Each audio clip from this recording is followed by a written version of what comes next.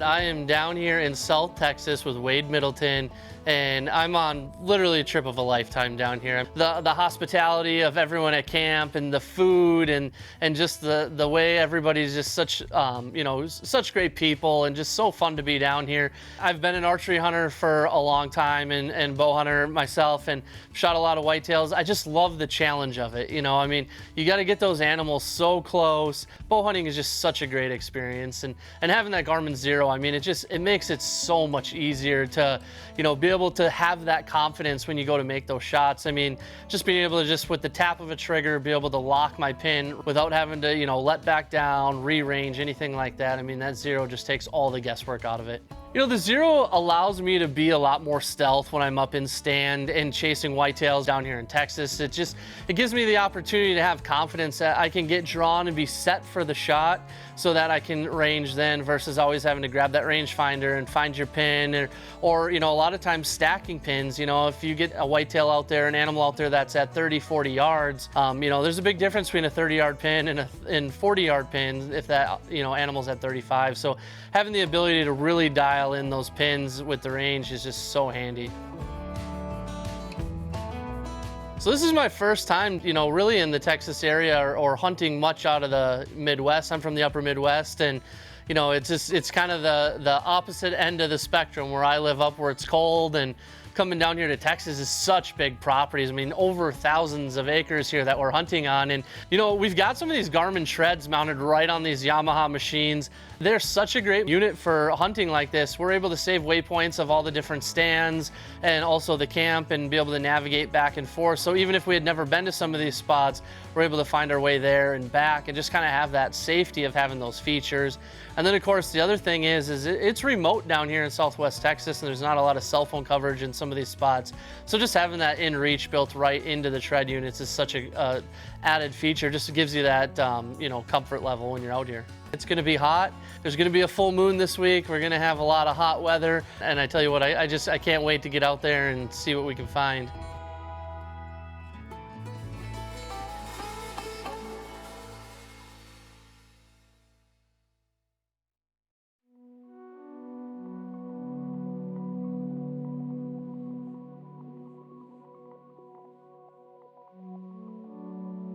We had a lot of spots that we were kind of keeping an eye on, and we kind of settled on this spot called Devastation, and I really liked this spot because there was some good whitetails going in there, and it's just kind of a unique situation how it sets up with the ground blind and the terrain that's there was really nice. So we kind of settled on that spot and just kind of worked really well. The wind couldn't have been better in that spot that we were hunting because it was a perfect wind right in our face there. So we knew that if the whitetails came out in front of us where they were supposed to, we'd be good to go.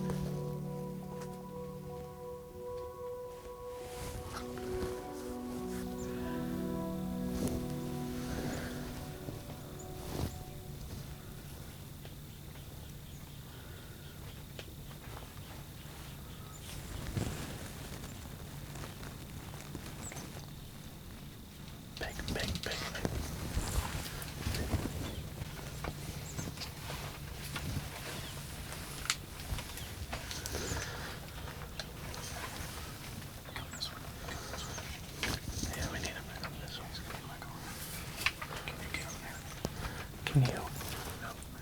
Okay, no, just wait, just wait. I can get over here, baby. Is there any behind him? I can hit him right now if you can. I got him. Yeah, shit. That's a very good shot, but I can see him. Yeah. You ready?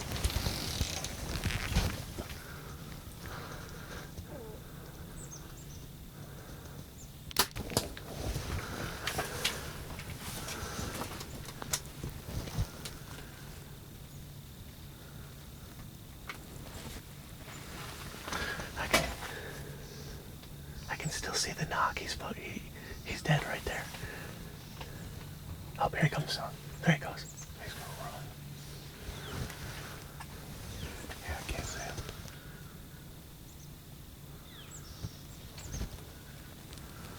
Lost him now. That's a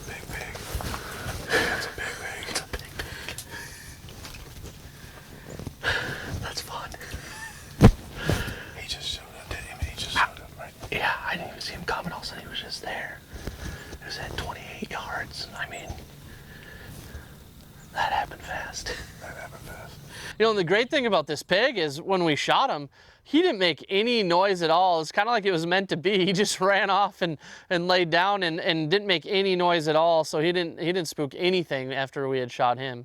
You know, the thing is this was our first morning kind of going in and going after those whitetails.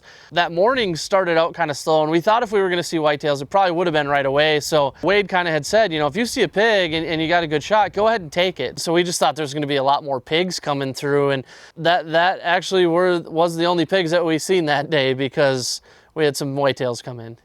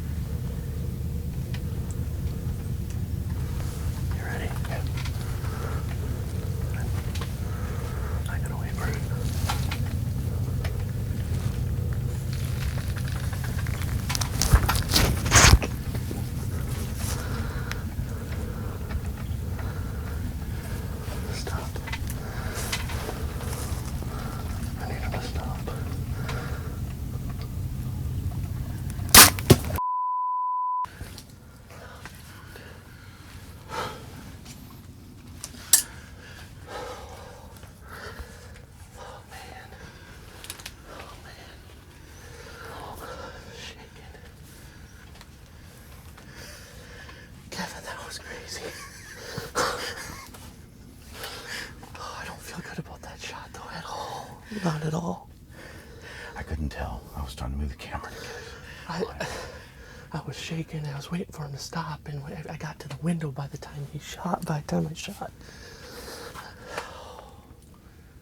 Oh man, that's a big buck. That's good. It's good deer. The only thing is, hopefully he was quartering away a little bit. That shot was bad. Wait, I couldn't tell where it hit. It hit back. Hit back. Okay. Mm-hmm. Okay. I was shaking so bad. Oh, and then the stupid window. I almost should have waited for him to get to that window, but... Yeah. I mean, you know, it is what it is. Let's give him some time. Mm-hmm. And let's see what he does. We can play the shot back here in a little bit and see. Mm-hmm. But, yeah, he stopped. He was definitely alert. Mm-hmm. I think if I would have waited any longer, though, I don't know that we would have had a chance. Yeah. I mean, he was just, all of a sudden he was there.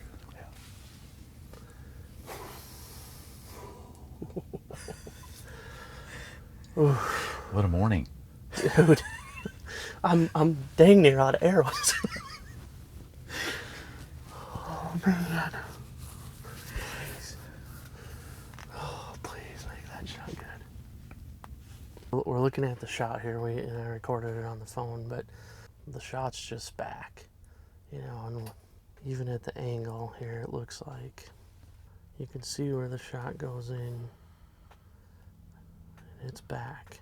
It's way back. I mean, he tucked his tail when he ran, you know, and he was down, but I hit him back. The only good news is I hit him low, you know, and if he was quartering, I mean, he was kind of... He could have run up into the finals. Mm-hmm. If he would have just stopped just a second sooner, it would have been so much better of a situation. But I was getting too far back on the deer. I couldn't lean back anymore. Yeah.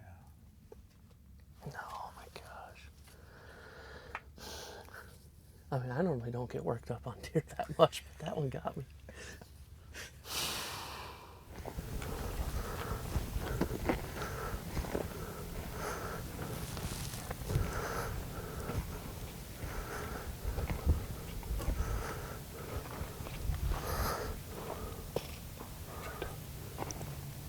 Yeah, maybe like right here.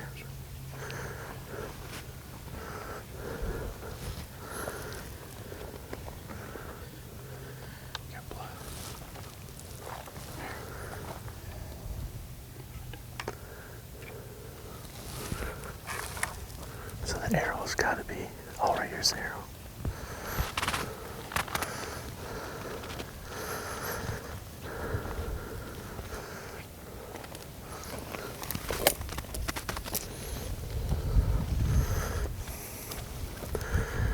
I mean, It's got blood on it, not guts. So. a complete pass through. I mean, at least he's bleeding on both sides.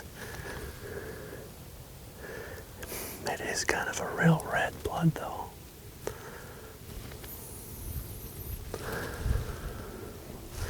I mean, if you look at this angle, there's a chance.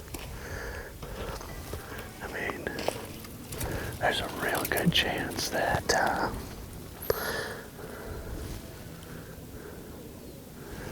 you know what I mean? There's a good chance that he was kind of quartering a little bit, but hopefully it got up in there. Let's set this back on out. Yeah, let's get out of here. I mean, we're gonna get out of here. I mean, a shot like that, you really got to give these deer some time. So I think we're just gonna get out of here. We're gonna sneak out of here and give them plenty of time, and then maybe come back later and just kind of see what we can find. But for now, we need to just get out of here.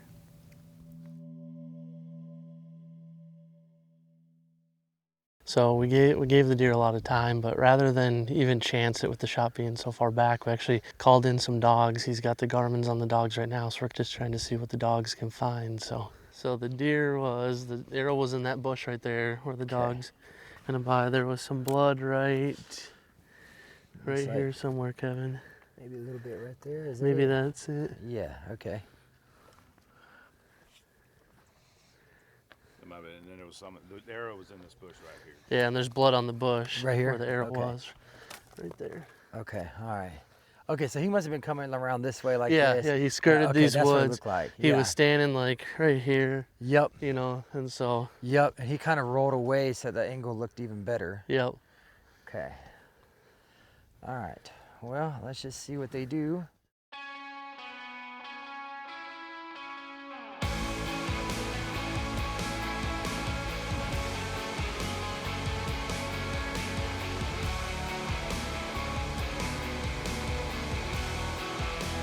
I noticed all the buzzards coming in, so I'm kind of hoping we got some company with them.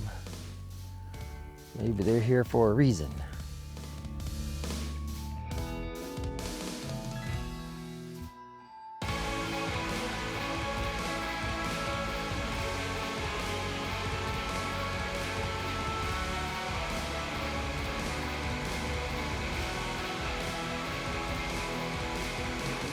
So Caleb's actually running that way with the dogs right now.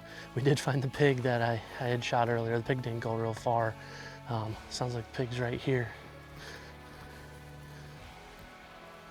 Oh yeah. That's a good pig right here. That's a good pig. That's the one that came in right away this morning. Look at the tusks on that guy. Well, one down, one more to go. That's awesome. Blood right there. Got some on the leaf there, and then we got some a good spot on the ground. So they're on him, and they're making a pretty good trail. So that's a good sign. So that's definitely going to be a liver hit there. So that's kind of what I was hoping for. So Caleb, how do you know, like, do the dogs do something specific when you know they're kind of on them, or? So you see the trail here? Yeah. Look on the screen. I mean, look at how tight. I mean, it's almost a straight. It's got a little wiggle all the way through it. But I mean, it's a pretty good straight line there. And you see how this earlier kind of scattered around when we first started here. See how it's just really tight. So they smell it. Yeah, so they're And then of course we're following their line, and we walk right over a pile of blood. So they're on it. So can we actually see on that Garmin unit if they find something? Do they kind of stop? So it'll yeah, it'll show if they stop, then this will indicate that they're you know, static, and Okay. and we know that they've either got something they really like there, or they've got the deer. So you can just kind of be looking on the limbs or looking at the ground, and if there is any blood, like this right here. Some blood right there. Yep, and there's some more right here. Yep, got more blood here. Oh yeah, we got some good blood there. Yep. Look at this So, right here. yeah, and this is definitely looking more liver blood. So just that dirty, nasty looking blood. Yep. So that's a good sign. So maybe that angle was enough to catch some liver. I think you drove it up in there with the angle enough to get the liver. Okay. And I mean, that's the thing. The liver is a funny organ because of the way it sits. But at that angle, the way you drove it up in there like that, you probably got the liver pretty good. Oh, there we go. Okay. All right. All right, so they found the deer. All right. Good dog. Good dogs. Man, that's a pretty good deer. Pretty good deer, yep. Good deal. Heck yeah. Good dogs. Yes. Good dogs. Oofta. Yeah. I mean, you can see how good that trail is. That trail is perfect. It's perfect. There's zero deviation, no loss, other than the pig kind of threw a little kink at things, which I figured it would, but you know, obviously the older dog there, Champagne, she wasn't worried about the pig at all. She blew right by the pig. Yep. Hung the younger dog up a little, just for a minute, you know, and then he took right to the trail and finished it out too. So, yeah, got him bait up, and I mean, in reality, that deer didn't go far. no.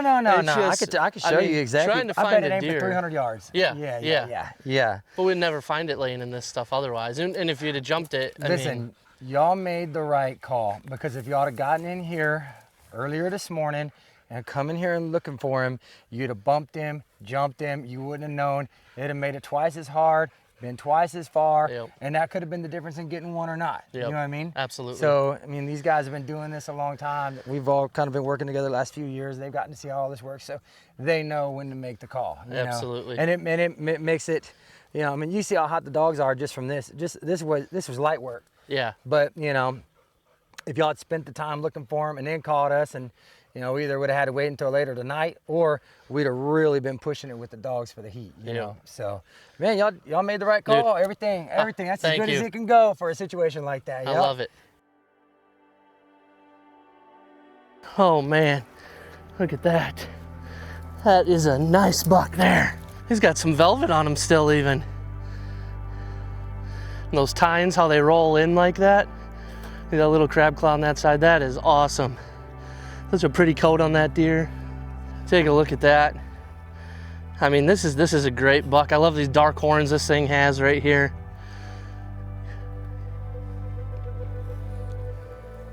See how them tines just kind of roll in like that. That's awesome. It's got some brow tines, little crab claw here, which is cool. Man, I couldn't be more happy than I am right now. Look at the velvet on this thing. Look at that. He's just shedding his velvet. Not that long ago, he's been rubbing a little bit, rubbing that velvet off. That is cool.